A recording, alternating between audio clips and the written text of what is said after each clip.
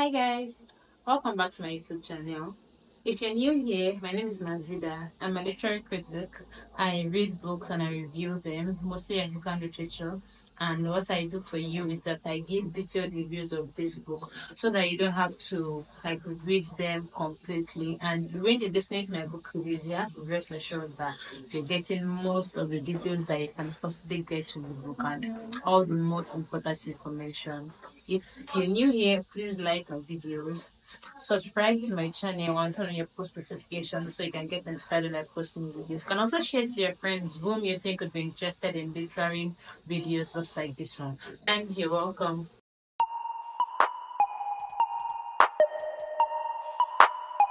So I'll be truthful. I've never been a fan of memoirs. All the books that my friends have recommended, I've asked me to read because they really love this and feel like I would love them too. I didn't exactly like the books because they were memoirs, and I don't know. I just have not been able to sink into the folds of memoirs. I've not been able to enjoy the way I really enjoy my regular fan fiction. There are just two memoirs that I have read and I've enjoyed in my entire reading sojourn. The first one is Trevor Noah's Born a Crime, and the second one is this book. This book, Ake, The Years of Childhood by Wole Soyinka, is the second memoir that I have read and that I found hard to put down.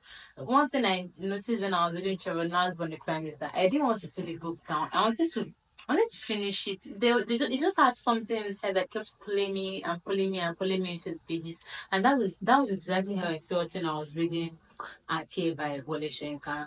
You didn't know what it means for someone to say that a book is complete in itself. This book is complete. It's I'm not going to say it is perfect, but complete as it is whole. When something just has all the features of being whole, that is exactly what this book embodies. Now, this book's particular copy that I'm holding was published by Spectrum House in 2018.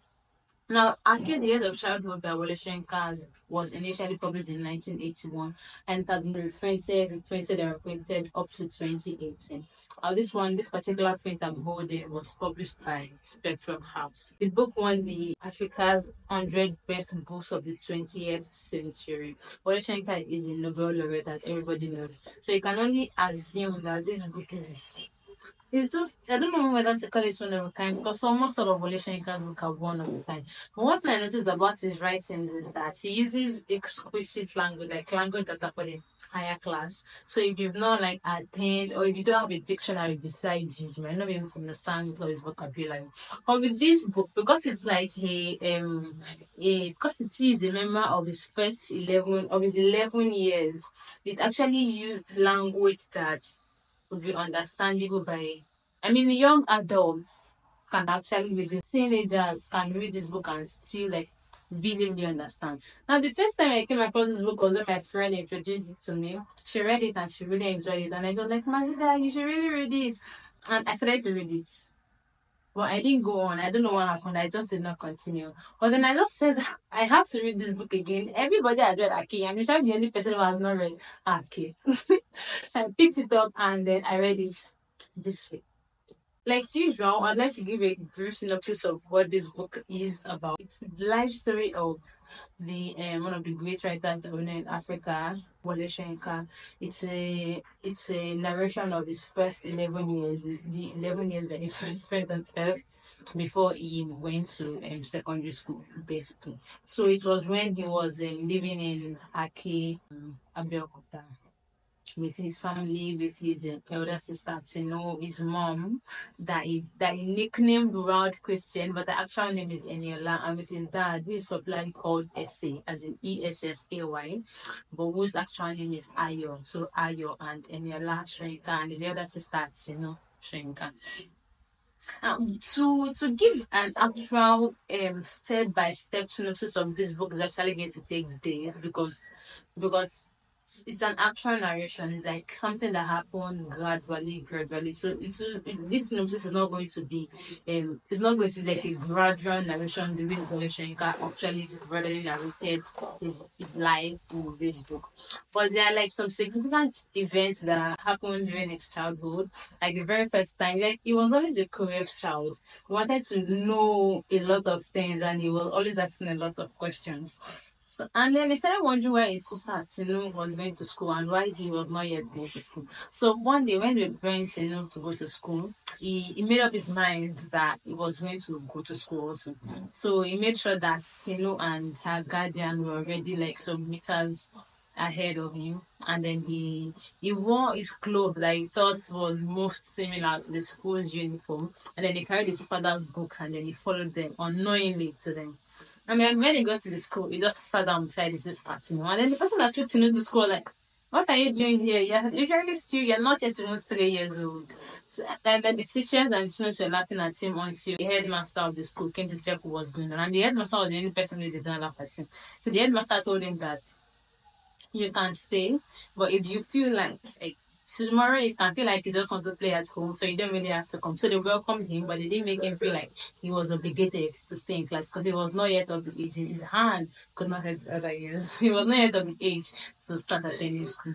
So that was the beginning of his academic quest. But then some incident happened, like he had two incidents that happened to him that we thought was actually going to take his life. Like there was a time when he was playing on the seesaw, and then one of his friends who was bigger than him physically jumped heavily on the seesaw and catapulted him up, and then he landed somewhere and blood started to gush out of his head. His clothes was soaked in blood. They had to take him home. They had to take care of him, and then funny Wole thought that since his clothes soaked the blood, that means they have to soak the blood back into the hair so he can start going to school almost immediately.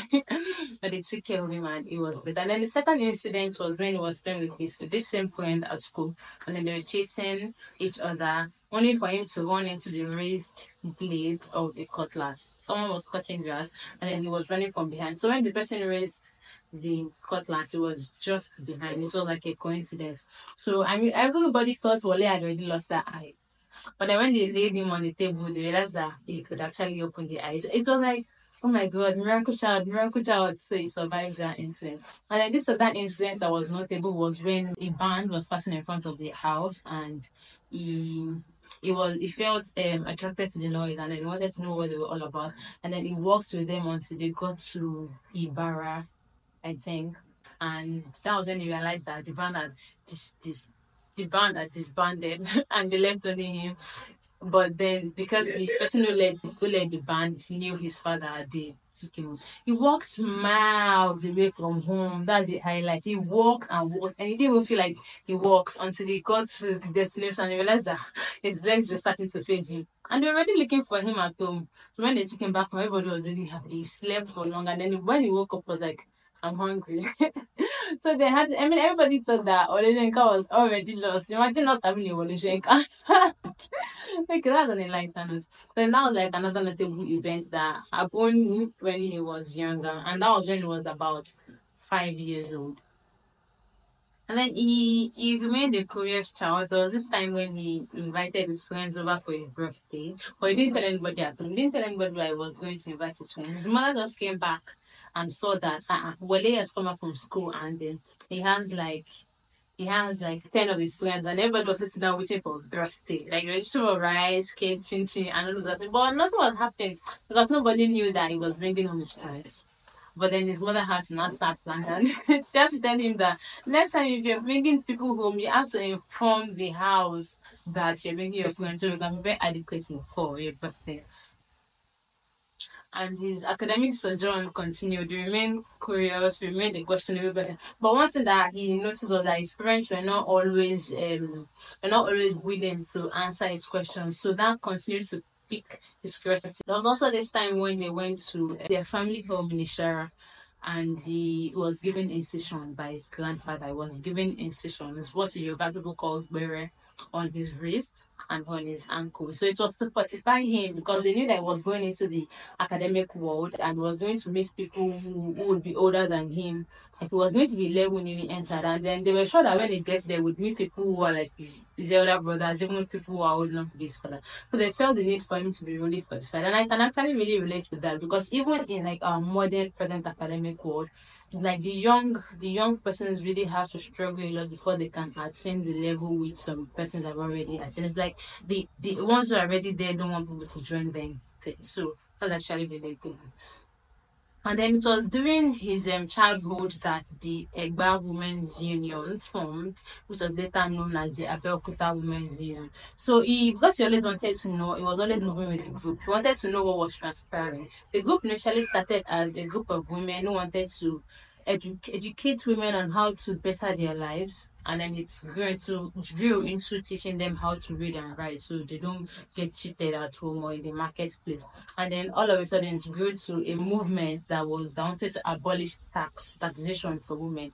And then they carried this movement to the Afendi Alake of Abeokuta. So they carried it to his palace, and then that was where a revolution was born. And the revolution had witnessed all these things before he eventually moved on to Ibadan Grammar School, where he was going to continue his education.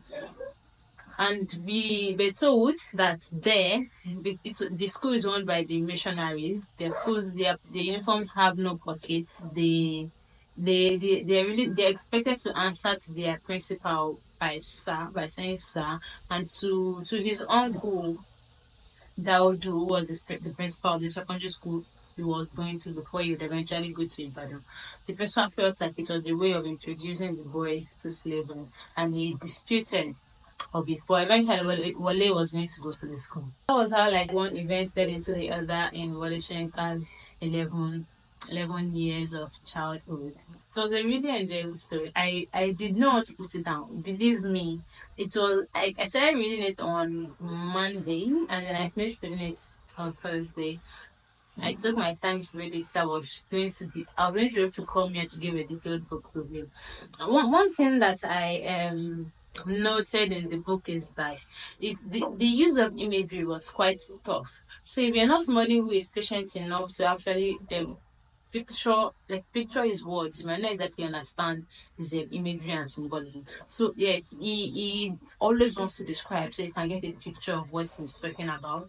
But then in the process of doing that, there's actually a lot of words, a lot of descriptions that you might not get on first read. And the couple of times where, in fact, more than a couple of times where I had to read some particular paragraphs again so I can be able to picture what Wole Soyinka was actually talking about. And then the book embodies something that we can actually call African literature. Like there were stories, there were myths, there were songs. So it is something that is relatable to us here in Africa. There were use of Yoruba words. We saw people from different parts of Yoruba land. So when you read it, you believe, you feel, as a matter of fact, that you're reading something African, and that is like one of the features of African literature that this book actually embodies. That's like a brief synopsis of what the book is about. I enjoyed this. I don't think I have anything else to say on the book, but I believe that you all should read Arcade Years of Childhood by Wole Soyinka. It's a great read. This is something you would begin to read and not want to put down, I assure you. If you have read this book, you can drop your comments in the comment section below. Let me know what you think. Let's talk about it. If you've not read this book, this is your motivation. This is your cue. So find this book and to read it. You're going to love it, believe me. I'm going to see you in my next video. I mean your future critic Mazida. Have a nice day. Bye.